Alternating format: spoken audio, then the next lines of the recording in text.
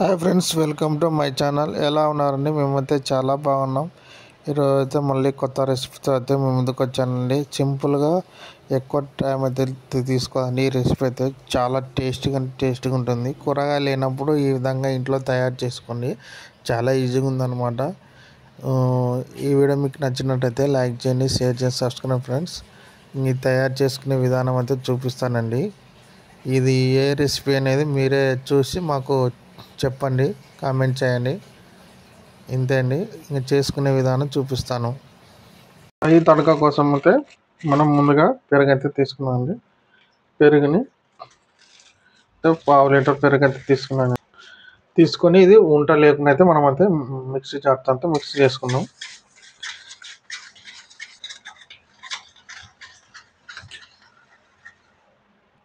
ఈ విధంగా మిక్స్ చేసుకున్నాక కొంచెం వాటర్ అయితే యాడ్ చేసుకొని మళ్ళీ మిక్స్ అయితే చేసుకున్నాం. ఎలా ఉండాలంటే పెరుగు క్రీమ్ ఉంటుంది కదా, ఆ విధంగా అయితే చేసుకోవాలన్నమాట. పెరుగు అయితే మిక్స్ అయితే చేసేసుకున్నామండి. నెక్స్ట్ అయితే దీనికి మొత్తం ఇంకా ప్రాసెస్ అయితే చేసేద్దాం. చూడండి, తాలింపు కోసం అయితే చిన్న కడాయి పెట్టుకున్నాం.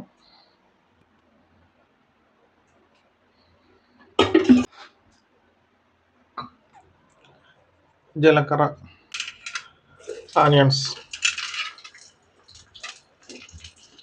వేసుకొని కలుపుకున్నాం.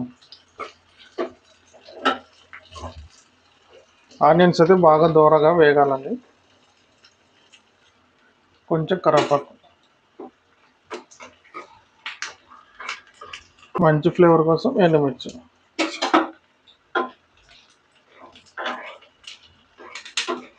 అన్నీ వేగినాయి కదా. నెక్స్ట్ పసుపు వేసుకొని కలుపుకున్నాం. అలాగే రుచికి తగినంత సాల్ట్, కారం అన్నీ వేసుకొని కలుపుకుందాం. అలాగే ధనియాల పొడి, గరం మసాలా వేసుకొని కలుపుకుందాం.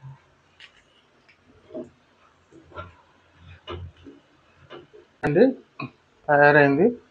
నేనైతే స్టవ్ అయితే ఆఫ్ చేస్తున్నా.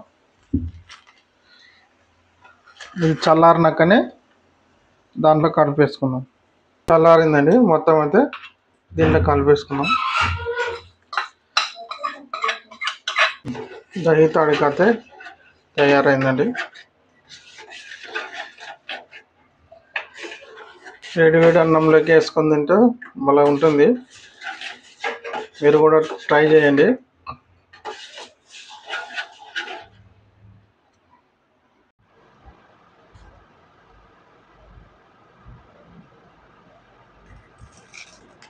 చూడండి, దహి తడక